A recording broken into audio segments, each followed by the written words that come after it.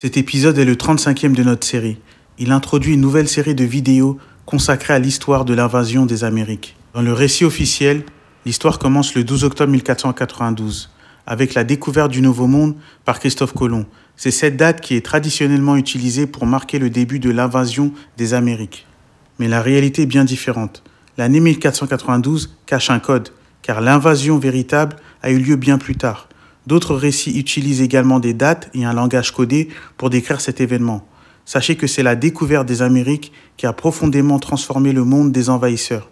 Tous les secrets liés à cette transformation seront dévoilés dans les vidéos à venir. L'Amérique était autrefois appelée la vallée des dieux, car elle abritait une civilisation de haute technologie bien plus avancée que ce que nous connaissons aujourd'hui.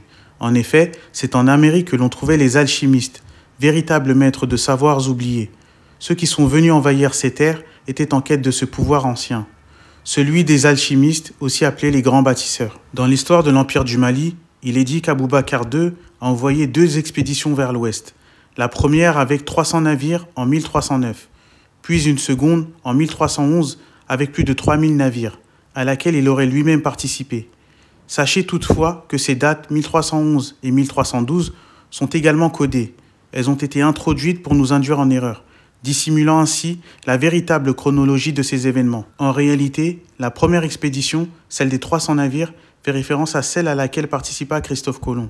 Les 300 navires symbolisent ici le chiffre 3, qui correspond aux 3 célèbres navires de Colomb, la Niña, la Pinta et la Santa Maria. Dans d'autres vidéos, je vous ai expliqué que les Maures opéraient sous le nom de l'Empire espagnol, qui était en réalité l'Empire ottoman. Cela se confirme facilement à travers les noms des navires de Christophe Colomb. Prenons le bateau Niña. En espagnol, ce nom signifie petite fille, mais en réalité, il fait référence à Sainte Niña, une sainte originaire de Turquie, territoire central de l'Empire ottoman. Le bateau Pinta, quant à lui, est dérivé du mot Binta, venant de l'arabe Bint, qui signifie fille de. Rappelons que les Ottomans parlaient également l'arabe, ce qui renforce le lien entre ces noms et l'influence de l'Empire ottoman. Dans l'histoire officielle de Christophe Colomb, il est dit qu'il fut envoyé par le roi Ferdinand et la reine Isabelle.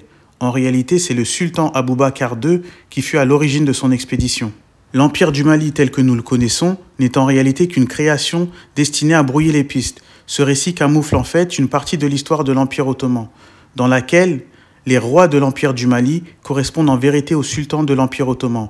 D'ailleurs, on nous enseigne que sous l'Empire du Mali, l'administration utilisait l'arabe pour la correspondance officielle, le traitement des archives, les documents officiels et même la comptabilité. Tout se faisait en arabe, exactement comme dans le système ottoman dont l'administration reposait également sur cette langue. Dans la falsification de l'histoire, l'ennemi a multiplié les identités des protagonistes pour que nous ne puissions jamais recouvrer la vérité. L'empereur Aboubacar II correspond au sultan Mehmed II de l'Empire ottoman.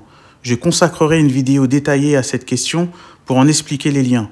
Sachez cependant que l'histoire de l'Empire du Mali, un empire qui n'a jamais existé tel qu'on nous le présente, est une réplique de celle de l'Empire ottoman, lequel a agi dans l'histoire des Amériques sous l'identité de l'Empire espagnol. L'invasion des Amériques nous est également racontée dans des récits que nul n'imaginerait en lien avec cette histoire.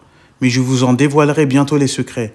Retenez que Aboubacar II, qui est aussi Mehmed II, agit sous d'autres identités dans les récits historiques, tout comme Christophe Colomb. Cette série de vidéos a pour but de lever entièrement le voile sur ce qui s'est réellement passé lors de cette invasion. Cette vidéo touche maintenant à sa fin et sachez que nul ne peut combattre la vérité.